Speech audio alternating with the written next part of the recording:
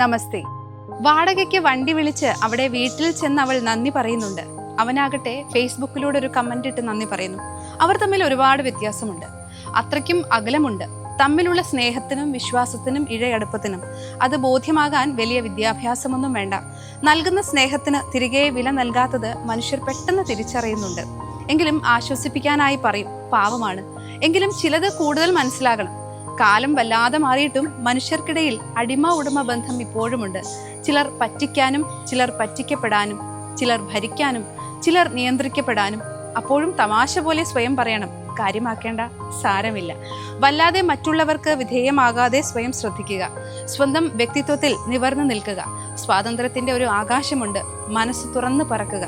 പറയാൻ എളുപ്പമാണ്, ആകാശം അതെവിടെയാണെന്ന് തന്നെയാണ് കിളി ചില്ലയിലിരുന്ന് പരതുന്നത്. ഇന്ന് നല്ലൊരു ദിവസമാണ്.